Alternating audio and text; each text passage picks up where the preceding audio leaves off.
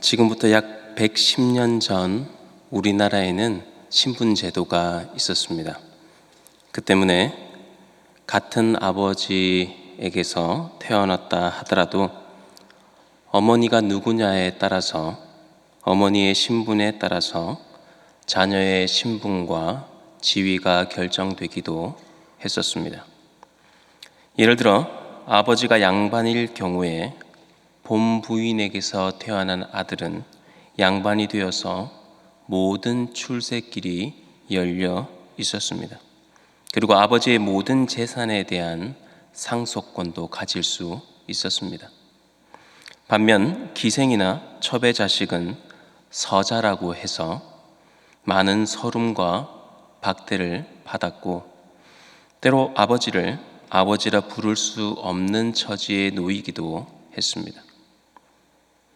이런 모습은 고대 성경 시대에서도 우리가 찾아볼 수 있습니다. 가장 비슷한 예를 아브라함에게서 저희들이 찾아볼 수 있는데요. 아브라함에게는 두 아들이 있었습니다. 한 아들은 본부인 사라에게서 태어났고, 다른 한 아들은 여종인 하갈에게서 태어났습니다. 당시 관습법으로 볼 때 이 두 아들의 신분과 지위는 분명한 차이가 있었고, 여종의 아들은 아버지의 유산을 상속받을 수 없었습니다.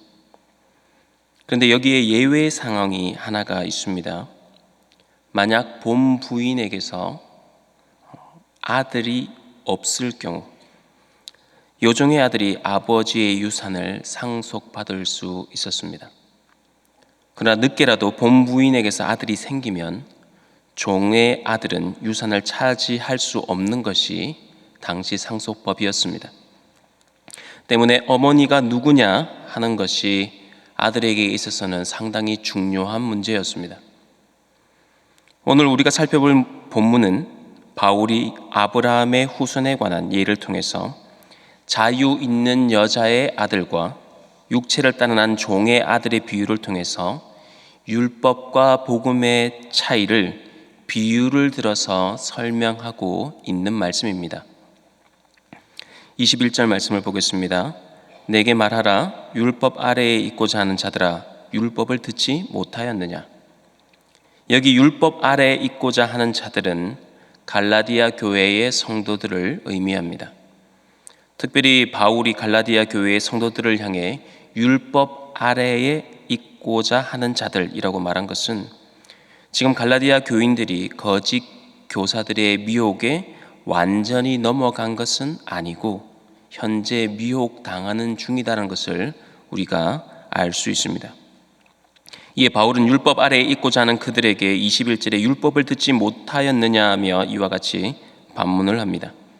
22절에서 23절 말씀입니다. 기록된 바 아브라함에게 두 아들이 있으니 하나는 여종에게서 하나는 자유 있는 여자에게서 났다 하였으며 여종에게서는 육체를 따라 났고 자유 있는 여자에게서는 약속으로 말미암았느니라. 하나님께서는 갈대아 우르에서 아브라함을 부르시면서 하늘의 별과 같이 바다의 모래와 같이 많은 자녀를 주겠다고 약속하셨습니다. 그리고 그 약속의 자녀를 통해 만민이 복을 받게 될 것이라 하셨습니다. 그런데 그 약속의 아들이 태어나기를 기다린 지 10년이 다 되어도 아무런 소식이 없자 아브라함과 사라는 인간적인 대안을 선택합니다. 당시 주인의 아내가 대를 이을 수 있는 사내 아이를 낳지 못하면 요종들 가운데 하나를 취하여 자녀를 낳아서 대를 잇게 하였습니다. 아브라함과 사라 역시 당시 사람들이 받아들이고 있는 그 보편적인 세상 논리를 받아들여서 요종 하갈을 취하였고 거기서 이스마엘을 낳게 됩니다. 자, 그러면 여러분, 이것이 하나님의 약속이 이루어진 것입니까? 아니죠. 이것은 인간의 노력으로 하나님의 약속을 성취하려고 한 것입니다. 이것이 바로 율법의 핵심입니다. 그렇게 볼 때 여종 하갈을 통해 얻은 이스마엘은 인간의 계획과 노력에 의해 태어난 아들입니다. 그렇게 볼 때 거기에는 어떠한 기적도 은혜도 언약도 없는 거죠. 다만 자녀를 얻으려는 인간적인 노력과 육체적 열심만 있을 뿐입니다. 때문에 이스마엘을 육체를 따라 낳았다고 표현을 하는 것입니다. 바울은 인간 스스로 율법을 행함으로써 의롭다 함을 얻으려는 이 모습과 이스마엘을 얻은 이 모습이 공통점이 있기 때문에 이 비유를 든 것이죠. 반면 이삭은 하나님의 약속과 은혜로 태어났습니다. 사실 이삭이 잉태되던 무렵 사라는 이미 생리가 멈춘 지 오래였습니다. 어디를 봐도 자신들의 가지고 있는 힘과 능력과 자격과 조건과 그 무엇으로도 자녀를 얻을 수 없는 환경이었습니다. 그러나 아브라함과 사라에게는 유일한 버팀목이 하나 있었습니다. 그것은 하나님의 언약의 말씀, 자녀를 주시겠다 하시는 하나님의 약속이었습니다. 마찬가지로 우리 역시 어디를 뜯어보고 그 어떤 것들을 살펴봐도 하나님의 자녀가 될 만한, 하나님의 백성이 될 만한 그 어떤 자격과 조건도 갖추지 못했습니다. 이사야 64장 6절 말씀에 우리는 다 부정한 자 같아서 우리의 의는 다 더러운 옷과 같다고 했습니다. 그리고 로마서 3장 10절 말씀에 의인은 없나니 한 사람도 없다고 분명히 말씀합니다. 이와 같은 현실에도 불구하고 하나님께서는 우리가 아직 죄인 되었을 때에 그 언약의 약속을 따라서 독생자 예수 그리스도를 이 땅에 보내어 주셨고 우리의 모든 죄를 지시고 십자가상에서 죽으심으로 말미암아 우리에 대한 자기의 사랑을 확증해 주셨습니다. 이에 우리는 예수 그리스도의 십자가 공로로 말미암아 믿음으로 하나님의 자녀가 되는 권세를 누리게 된 것입니다. 마치 이삭의 출생이 전적으로 하나님의 은혜와 약속으로 이루어진 것처럼 우리가 얻은 구원이 전적인 하나님의 약속과 은혜로 얻어진 것이기에 바울은 오늘의 비유를 들고 있는 것입니다. 중요한 것은 과연 상속자가 될 사람이 누구인가 하는 거죠. 하나님께서 아브라함에게 약속하신 유업, 그것을 이을 자가 누구인가? 답은 너무 명확하죠. 본문에서 하갈은 종이요 사라는 자유 있는 여자라고 했습니다. 종에서 난 자녀는 이스마엘이고 자유 있는 여자에게서 난 아들은 이삭입니다. 어떤 면에서 아버지가 같기 때문에 똑같은 아들처럼 보이지만은 그들의 신분과 삶은 분명하게 구분이 됩니다.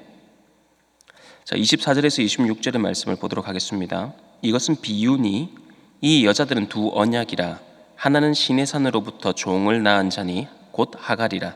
이 하갈은 아라비아에 있는 시내산으로서 지금 있는 예루살렘과 같은 곳이니 그가 그 자녀들과 더불어 종 노릇하고 오직 위에 있는 예루살렘은 자유자니 곧 우리 어머니라. 바울은 하갈이 시내산이며 이 땅의 예루살렘이라고 이야기를 합니다. 여러분, 시내산은 어떤 곳입니까? 율법을 받은 곳입니다. 그리고 이 땅의 예루살렘은 율법이 다스리고 있는 곳입니다. 이런 의미를 가지고 있는 거예요. 그래서 하갈은 무엇을 의미하겠습니까? 율법을 의미하고 그의 아들 이스마엘은 율법 아래에 있는 사람을 의미하는 겁니다. 이렇게 볼 때 이스마엘이 아버지 아브라함의 유업을 물려받지 못하는 것처럼 율법 아래에 있는 사람은 하나님의 유업을, 하나님의 나라의 유업을 물려받지 못하는 겁니다. 반면 사라는 위에 있는 예루살렘이라고 했습니다. 위에 있는 예루살렘이란 구원이 완성된 저 천국을 의미합니다. 때문에 자유 있는 여자 사라의 아들 이삭은 약속의 아들이기에 그 약속에 따라 천국을 유업으로 상속받는 것이죠. 이처럼 약속의 아들 이삭이 아버지의 유업을 물려받는 것처럼 하나님의 약속 아래에 있는 복음 안에 있는 자들, 복음 아래에 있는 자들은 하나님의 나라를 유업으로 받게 될 것이란 말씀입니다. 이에 바울은 26절에 오직 위에 있는 예루살렘은 자유자니 곧 우리 어머니라 했던 거죠. 여기서 우리는 중요한 한 가지, 이스마엘과 이삭은 둘 다 아브라함에게서 났지만 30절의 말씀과 같이 여종의 아들이 자유 있는 여자의 아들과 더불어 유업을 얻지 못하고 여종의 아들은 어떻게 됩니까? 내어 쫓김을 당했다. 우리는 이 부분을 명심해야 합니다. 아브라함의 자손이라고 하지만 전부 하나님의 백성이 아니고 유업을 상속받을 자와 그렇지 못할 자가 있다는 의미입니다.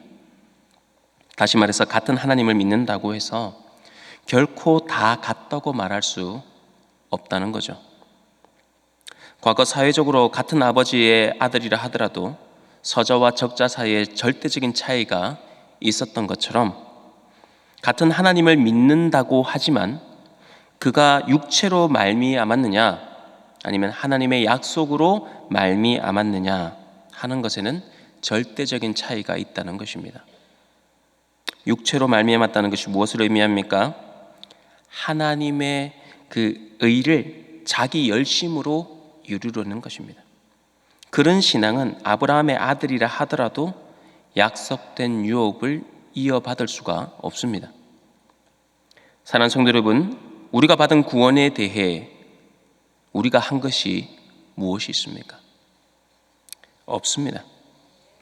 하지만 우리가 가진 육체적 어떠함에 근거하지 않고 오직 하나님의 약속에 근거해서 우리가 하나님의 은혜로 하나님의 언약을 믿음으로 십자가의 그리스도를 믿을 때에 예수님을 나의 구주로 믿고 고백할 때에 우리는 진정 거듭난 백성이 되고 하나님의 언약의 백성이 되는 것입니다. 때문에 우리는 율법의 자녀가 아닙니다.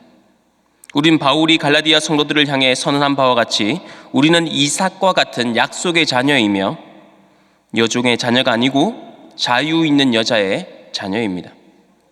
오늘 이러한 약속의 자녀들이 학습, 세례, 입교식을 하는 너무나도 귀한 날입니다. 저는 이 시간 우리 모두가 너희는 약속의 아들이라 선언하는 이 바울의 외침과 너는 내 아들이라 내가 너를 자녀 삼아노라 하신 주의 음성을 듣고 주님의 사랑과 그 은혜 아래 약속의 자녀들을 진심으로 축복하는 귀한 시간 되시기를 주의 이름으로 축복합니다.